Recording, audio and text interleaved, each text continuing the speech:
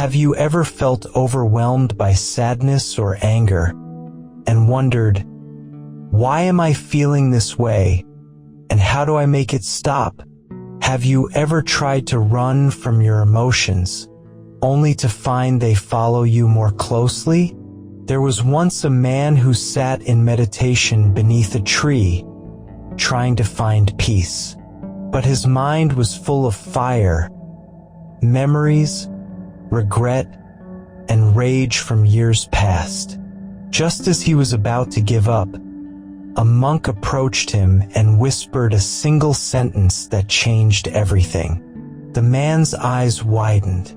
He didn't speak, but tears fell down his face. What did the monk say? Why did it bring healing to a storm that had raged for years? To understand that answer, and to discover how you can navigate your own difficult emotions with Buddhist wisdom and compassion, watch this video until the end. You might realize that emotions aren't your enemy, they're your teachers. In the quiet hills of ancient Japan, a humble monk lived alone in a small wooden hut. His life was simple. He gathered herbs, tended a small garden, and sat in long meditations beneath the trees. But like all human beings, he too had known sorrow, anger, and deep fear. One evening, as the last light faded, there was a knock at his door. He opened it. Standing there was a fearsome figure, wild eyes, clenched fists, smoke rising from its body. Called itself anger. The monk did not run. He did not fight. Instead, he bowed his head and softly said, "Welcome, please, come in." The next night, another knock. This time it was fear, shaking, pale, eyes full of dread. And again the monk opened the door. "Come in," he said. "You are also welcome." Night after night they came. Sadness, jealousy, grief, shame.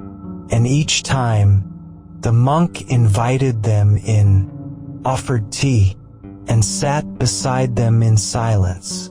The villagers thought he was mad. "Why let such terrible things into your home?" they asked.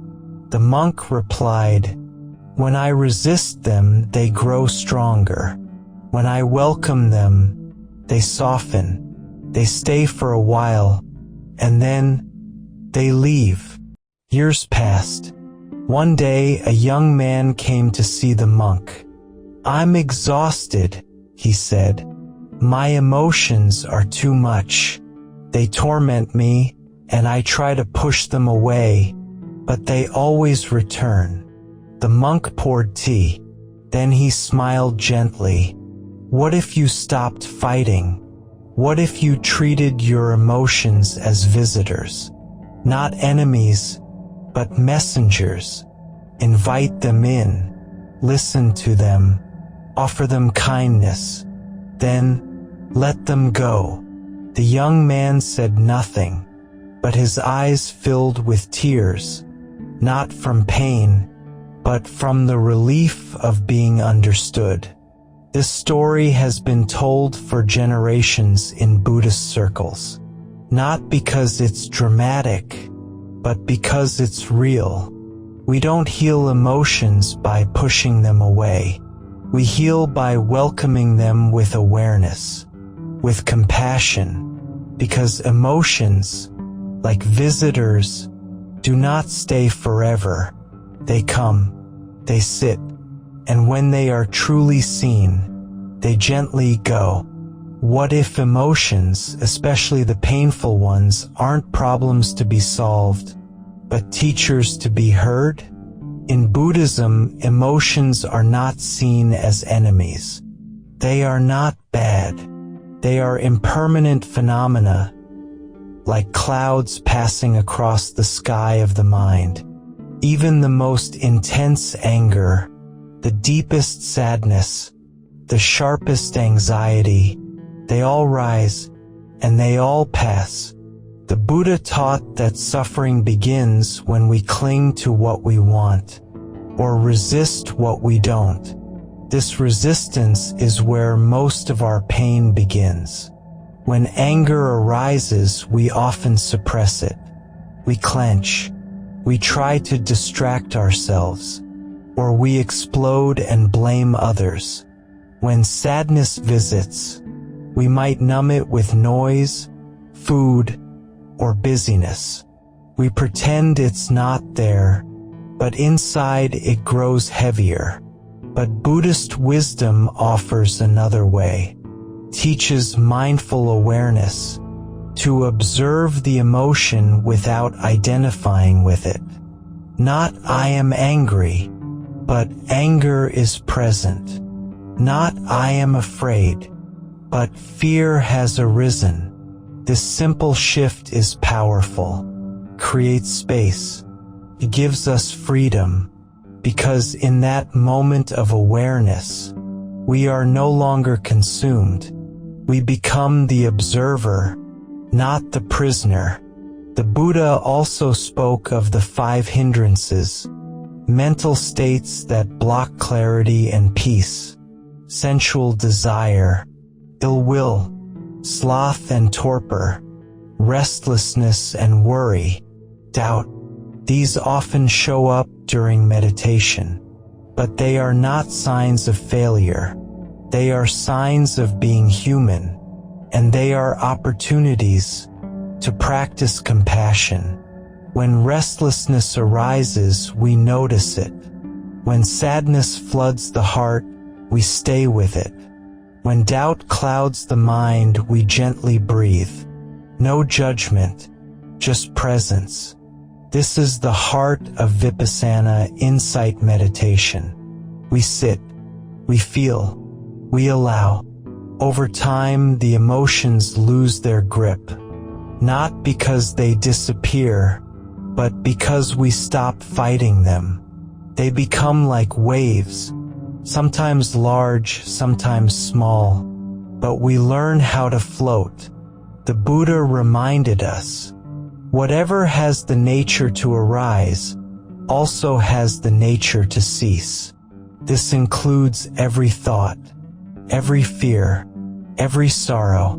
By understanding the nature of emotions, by meeting them with gentle awareness, we begin to suffer less, not because life becomes easy, but because we learn to be steady, even in the storm.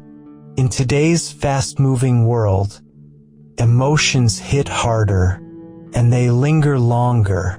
We are constantly exposed to breaking news, to social media outrage, to unrealistic standards of happiness. One scroll, and we absorb anger, fear, envy, without even realizing it. And when life adds personal struggles, a harsh comment, a job loss, a relationship breaking down, those inner emotions feel overwhelming. But what if we could meet them differently? In Buddhist practice, we don't suppress emotions. We meet them like old travelers at the door of our mind. We bow, we listen, and we learn. Today, this means slowing down. It means putting the phone down when anxiety spikes. Not to run away, but to come back. To the body, to the breath, to this moment. Instead of reacting to every message or emotion, we practice the pause. Just one breath, deep, gentle, aware, can turn a storm into a wave. In modern life, mindfulness becomes a survival skill, and self-compassion becomes a necessity. When anger rises in traffic, when sadness creeps in during the night, when you feel the tight grip of anxiety before speaking, pause, breathe in, notice, Say gently, I see you. You're here. But you are not me. You are not your fear. You are not your sadness. You are not your past reactions. You are the awareness holding it all. And when you hold your emotions with kindness, they begin to soften. You don't have to fix everything. You don't have to solve your pain in one day, but you can sit beside it. And in that space, healing begins. Buddhism teaches that the root of suffering is not emotion itself, but our clinging, our resistance, our aversion. The modern world makes it easy to react. But Buddhist wisdom reminds us we always have a choice: to respond instead of react, to witness instead of drown, to soften instead of harden. So even in this noisy, chaotic world, peace is still possible, not outside you, but within you, right now. Difficult emotions will always be part of life. Anger, fear, grief, shame, they come, they go, like the changing weather, but they are not enemies.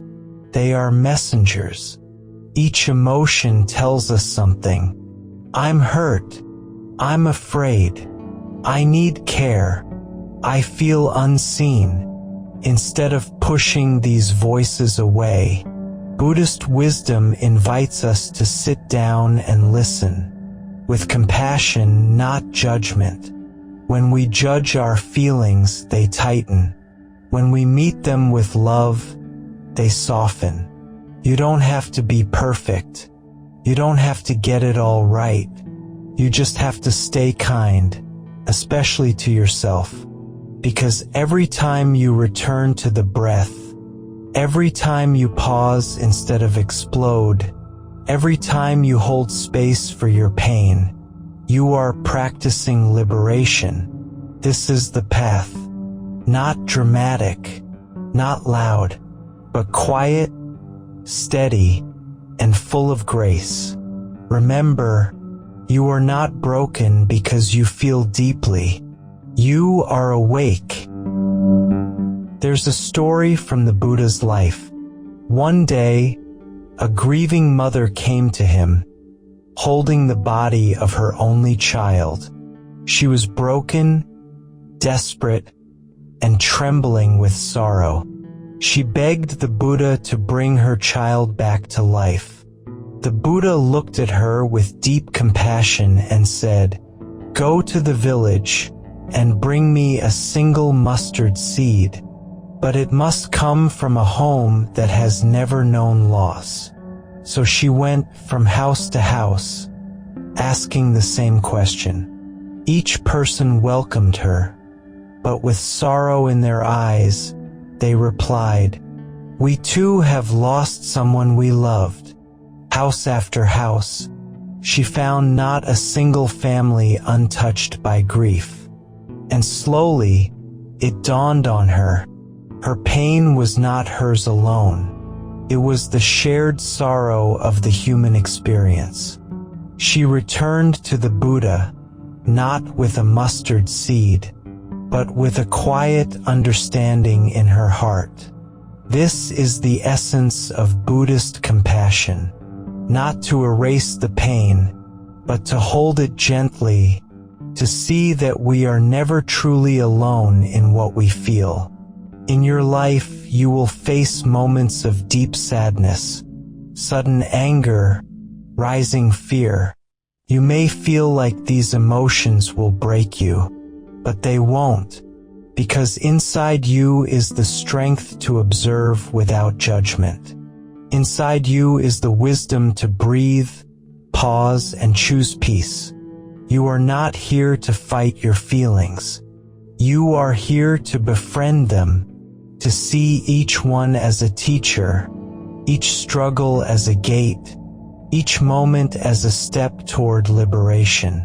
So as you move forward, take this with you. When emotions rise, don't run. Don't numb, and don't believe they define you.